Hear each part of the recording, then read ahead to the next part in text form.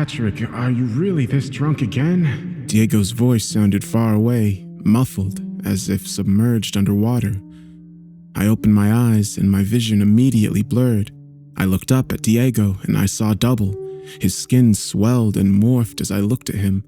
If I didn't know better, I'd think he was made of plasticine. I reached my hand out to touch him, to feel his skin under my moist fingertips. I wanted to know if he was real. He hit my hand away. The pain was sharp, instant, and undeniable, and it brought me back to reality somewhat. Dude, what the fuck? I managed to stammer. My head felt a little clearer, less foggy, and I fumbled around for my phone. That was when I realized I was on the floor. I didn't know how I got there. The last memory I could grasp was being at Diego's flat for his leaving party. I remember drinking the vodka Red Bulls, drowning my lungs in them. Then the memories danced in my mind, forever out of reach. I don't remember much after the 12th drink, except for waking up with Diego's crinkled face looking down on me. He looked really mad. The blackouts were becoming more frequent, severe. The guilt rose in my stomach. I could feel the acidity traveling up my sternum, but then again, it was probably the alcohol. What did I do this time? I wondered to myself. The shame threatened to engulf my body in its cold, dispassionate grasp. The familiar feeling of dread swirled and swished in my stomach. I wasn't sure whether I wanted to vomit, but I could feel the bile rising in the back of my throat. I'm done with you, Patrick. I tried so hard to be sympathetic to you, to hold on to that feeling because of what you've been through, but I can't excuse this constant shitty behavior anymore, he said. I could hear the gall in his voice. How you behaved tonight was unforgivable. Shit, man, what did I do? I croaked. My voice sounded raspy, like I'd been screaming all night at a concert. Let me guess, you don't remember, huh? Diego said, rolling his eyes. In that moment, I really hated him.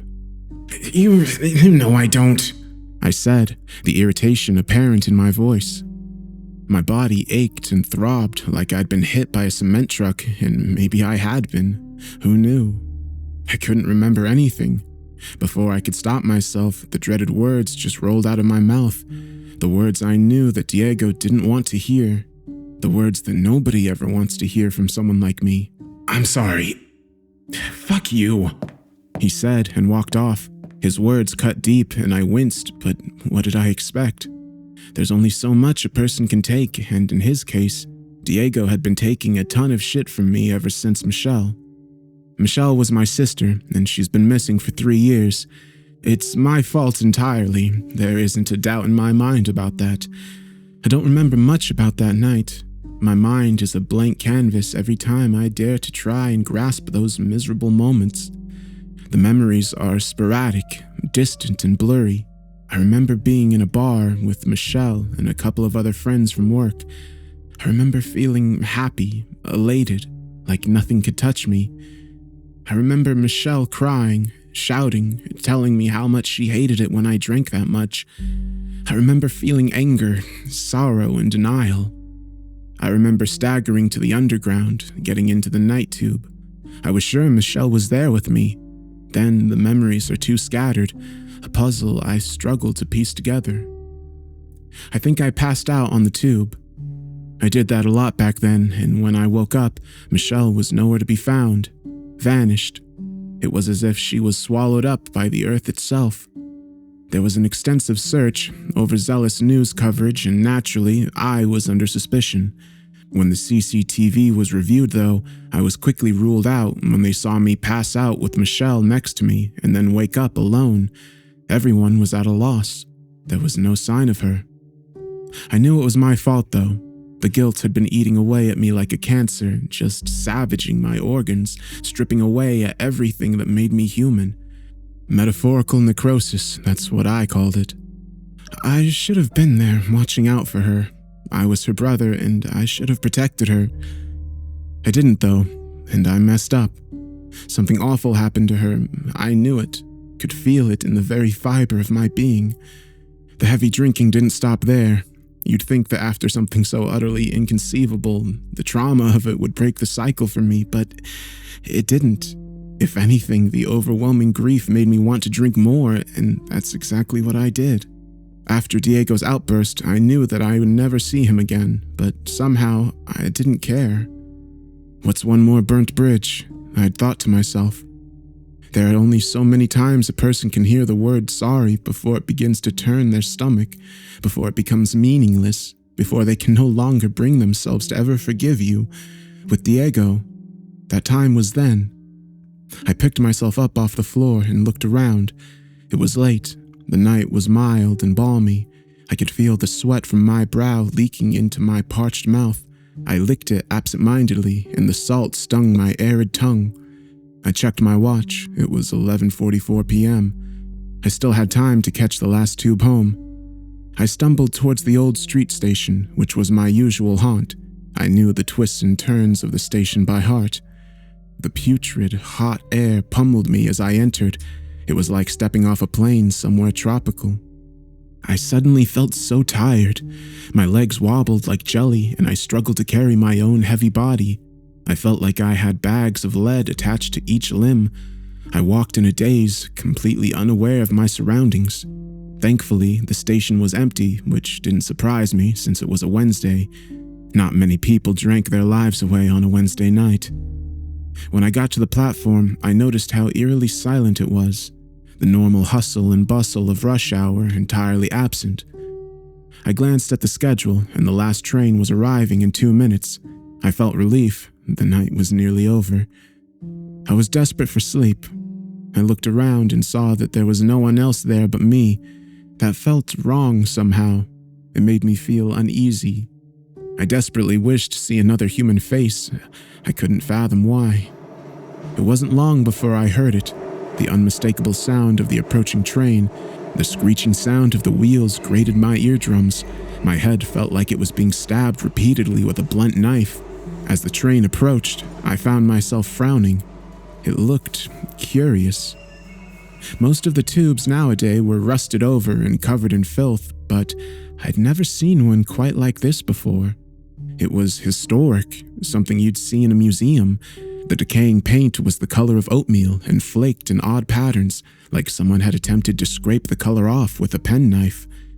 The windows were oddly shaped too, not your run-of-the-mill long rectangular design. They were small, oval, and tinted. As the train pulled up, I saw my own confused face staring back at me. I looked utterly deranged, eyes wide and bloodshot. I felt my breathing fasten. I was nervous, and I didn't know why. I didn't want to get on the train, but I felt I didn't have a choice. It was either that, or I slept on the streets, and that would have been an entirely new low for me. The train doors creaked open, and I gingerly stepped inside. The doors shut briskly behind me as I did so. I found myself sweating profusely. I couldn't tell whether it was this alien anxiety I was feeling or the alcohol excreting out of my pores. I looked around and something immediately struck me. There was no smell. Usually the underground always had a scent. You always got a whiff of something recognizable when you stepped on, whether it was the sickly scent of perspiration, stale dampness, or the unmistakable faint aroma of vomit. There was always something there, something undoubtedly human. But there was nothing there that night, and it terrified me. I tried not to think about how uncomfortable I was and sat down, hoping for the journey to go as swiftly as possible so I could get off. But I couldn't help but feel like I didn't belong, like I shouldn't be there, and I couldn't pinpoint why. The bright fluorescent lights of the train hurt my eyes, formulating a raging headache. I closed them just for a moment, and before I knew it, I fell asleep. It was the sudden jerking motion of the train stopping that woke me. For a brief moment, I forgot where I was, and when it dawned on me, I panicked. Shit, did I miss my stop? I thought to myself and looked around. My eyes were still blurry, and everything danced and swirled in front of me. I rubbed my eyes, willing them to adjust. When my vision cleared, what I saw nearly made me pass out. Throughout the entirety of the carriage, on each individual chair sat a mannequin. Their plastic skin glistened in the luminous light, looking slick and sweaty like they'd been doused in gasoline. Their bodies were bereft of clothing, and their rigid limbs were positioned at odd, twisted angles. I felt my chest tighten.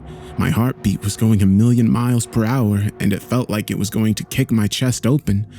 I stood, unable to move. My flesh felt cold, clammy, and entirely not like my own. My legs managed to move a little, and I stumbled backwards, trying to put as much space between me and those pale, plastic monstrosities. I moved swiftly toward the doors in an attempt to pry them open, but my efforts proved to be futile when they just wouldn't budge. They were sealed shut. I hit the emergency button and still nothing happened. I rushed to the windows, but everything outside was jet black, impenetrable. I fumbled the ledges of the windows, looking for an opening, but there wasn't one. There seemed to be no way out. I turned back around and immediately wished I hadn't. The mannequins were all facing me.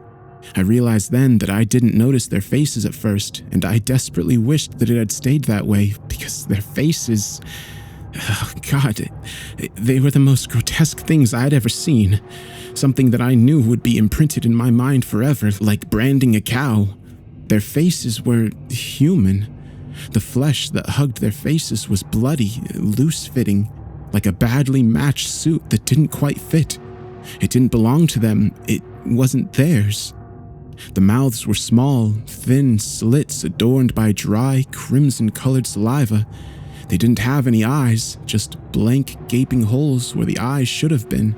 But I could feel their gaze, and it terrified me. "What do you want from me?" I shouted. My voice was gravelly, like I'd swallowed sand. That was when their human masks began moving, morphing into a horrifying smile that spread from ear to ear. The dry blood that caked their faces cracked and flaked, falling to the floor. Then one of them stood up. The movements were odd, jerky, and mechanical. I could hear its artificial limbs scraping and moaning. That's when I saw the sign. I didn't know how I didn't notice it before. It hung limply on the mannequin's neck. The crudely written words sent daggers through my heart. Name, Constance Breward. Reason, pageant mom, forced her own child to participate in harsh contests in a quest to alleviate her own failures. Selfish, vain. Duration, 7 years and counting.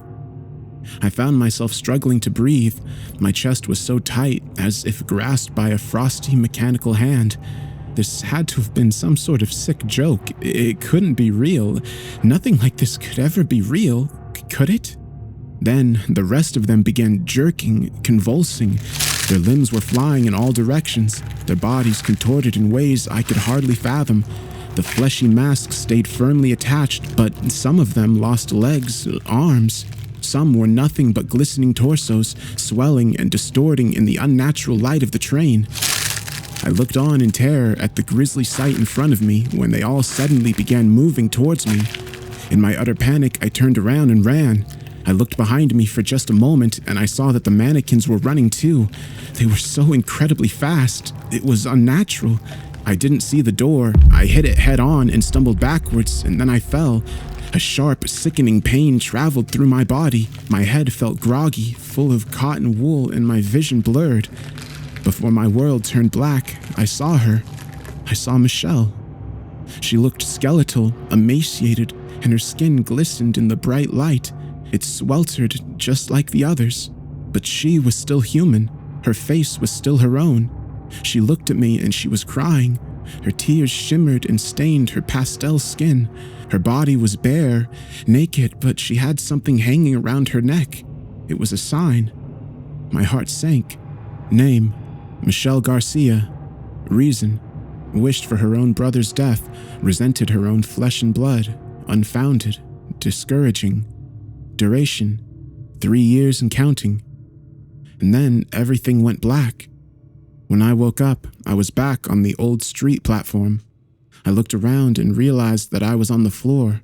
Curious, worried faces gathered around me as I attempted to assemble my thoughts. Memories of the previous night swirled in my brain like cigarette smoke, and seeing Michelle there pained my already fractured heart. I glanced at my watch. It was 8:35 a.m., and I had no idea how I got off the train and back to that platform. The reality of seeing real human faces alleviated the fear and pain that I was feeling somewhat, but I struggled to comprehend the events that took place the previous night. I have tried to make sense of it ever since it happened, what I saw and what I experienced, but can you ever truly understand something like that? I know I couldn't. I quit drinking after that night. I know that may be difficult to believe, but I did. The encounter gave me purpose, which is something I've never had before and desperately needed. It gave me hope that I will see my sister again. You see, nothing else matters anymore, only finding Michelle. I will never make the same mistakes again. I don't know who the mannequins were and who put them there, but I vow to find out. It's 11:44 p.m. and I am at Old Street Station, as sober as a dog. It's Wednesday night. Michelle, I'm coming for you, and this time, I promise I'll save you.